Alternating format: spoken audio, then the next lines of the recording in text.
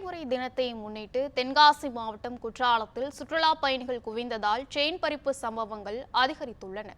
இதனால் பொதுமக்கள் எச்சரிக்கையுடன் அருவியில் குளிக்க போலீசார் அறிவுறுத்தியுள்ளனர். இதுகுறித்து நமது செய்தியாளர் ராஜன் வழங்கிய கூடுதல் தகவல்களை தற்போது பார்க்கலாம்.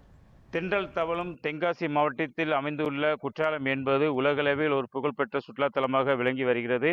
இந்த குற்றாலத்தை பொறுத்தவரை ஆண்டு முழுவதும் சீசன் காலம் என்பது ஜூன், ஜூலை, ஆகஸ்ட் ஆகிய 3 மாதங்கள் மட்டுமே சீசன் காலமாகும்.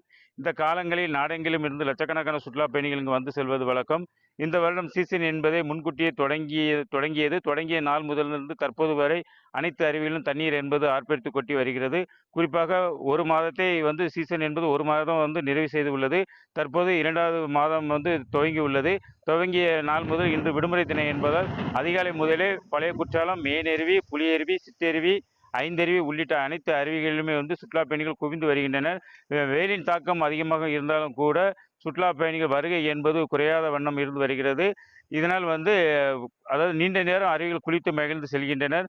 போலீசார் அந்தந்த அருவி பகுதியில் கண்காணிப்பு பணியில் ஈடுபட்டு வருகின்றனர். குறிப்பாக இந்த செயின் பறிப்பு சம்பவங்கள் என்பது தொடர்ந்து அனைத்து அருவி பகுதியிலிருந்து நடந்து வருகிறது. இதை கண்காணிப்பதற்காக போலீசார் அதிக அளவு போடப்பட்டு உள்ளது.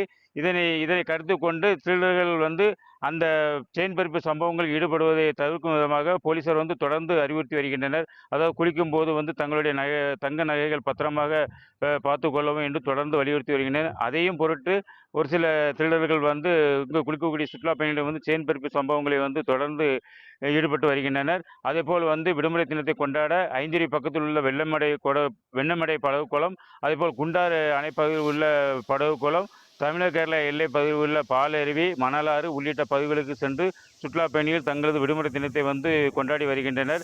மேலும் வரக்கூடிய நேரங்களில் குற்றாலம் பகுதியில் சுற்றுலா பயணிகள் வெளியூர்கள் அதிகப்படியான வாகனங்கள் வருவதால் ஆங்காங்கே ஒரு சில பகுதியில் ஒரு வழி பாதையாக மாற்றப்பட்டு உள்ளது. பல்வேறு பகுதியில் போலீசார் பாதுகாப்பு பணியில் தீவிரமாக குற்றாலம் பகுதியில் ஈடுபட்டு வருகின்றனர். ராஜன், நியூஸ் 7 தமிழ், தென்காசி.